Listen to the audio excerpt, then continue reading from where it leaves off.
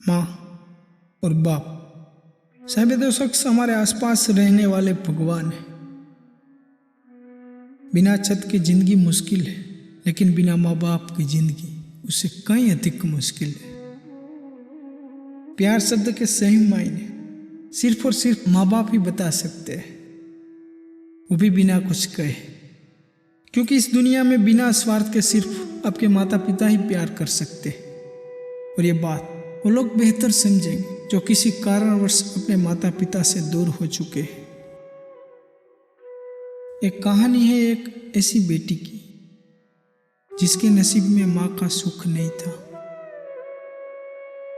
गीता जब छोटी थी तभी उसकी माँ इस दुनिया को अलविदा कह चुकी थी। वो बिन माँ के ही पली बड़ी थी, कुछ काम में बिल्कुल होशियार तो कुछ काम में बिल्कुल अनाड़ी थी। एक माँहीन बेटी के दर्द को कौन समझ सकता। माँ होती तो उसे सब सिखाती, सब बताती, लेकिन वो तो अपने पापा के पास ही पली बड़ी हुई थी और उसे दुनिया सिर्फ उतनी समझ में आई थी जितनी उसी अपने पापा की नज़रों से देखी थी।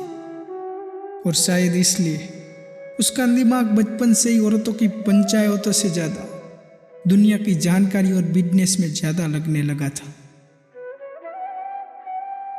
वो धीरे धीरे बड़ी हुई और एक दिन वो भी आया जब उसे विदा होकर अपने नए घर जाना था। सब खुश थे कि आखिर अब बच्ची को सास के रूप में एक माँ मिल जाएगी। गीता के बचपन से ही संजय हुए सपनों में एक सपना यह भी था कि उसे जीवन में माँ का प्यार महसूस करने का सुख मिले।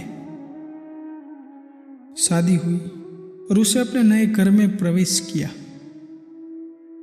वो बहुत से सपने संजोकर इस घर में आई थी, लेकिन धीरे धीरे बीते दिनों के साथ उसे एहसास हो गया कि शायद कुछ सपने सपने ही होते हैं जिनको पूरा करने की उम्मीद करना भी बेईमानी है। शादी के रस्म रिवाज और घर में पहले दिन से ही उसे समझ में आने लगा कि हर रिश्ता अलग होता है और दूसरा रिश्ता कभी भी उसकी पूर्ति नहीं कर सकता। जिन सास ननद को वो अपनी माँ बहन समझकर घर में आई थी, उन्होंने हर बात पर उसे पराये होने का एहसास कराया। कभी भी उसकी बेइज्जती करने का कोई मौका नहीं छोड़ते थे उसके ससुराल वाले, खासकर उसकी सास और ननद। शुरू में उसे लगा कि वो अपने प्यार और समर्पण से उन लोगों को अपना बना लेगी। उसने उन्हें तो अपना मान लिया, लेकिन उन लोगों ने शायद कभी उसे अपना माना ही नहीं। उसके पति के सामने सब ऐसे बात और व्यवहार करते कि ना जाने उसे कितनी फिक्र है, लेकिन बात की सच्चाई क्या थी वो तो सिर्फ सुरभि का मन ही जानता था। हर बात पर सही होते हुए भी पूरा परिवार उसकी गलतियां निकालता रहता था और बात को 1000 गुना बढ़ाकर उसको पति को बताई दी जाती थी। घर में चल रही सबकी राजनीतिक चालों से वो बहुत दुखी होने लगी। रोज किसी ना किसी बात पर उससे ताने दिए जाते थे और कुछ बोलती तो 4 शब्द जोड़कर उसको पति को शिकायत कर दी जाती थी, जिससे उन दोनों में रोज झगड़े होते रहते थे। उसने बातचीत से मामले को सुलझाने की पूरी कोशिश की, लेकिन वहां भी कोई नई गलती निकाल दी जाती थी। धीरे धीरे उसका मन का आक्रोश भी बढ़ता चला गया, जो कि अब उसके व्यवहार में नजर आने लगा था।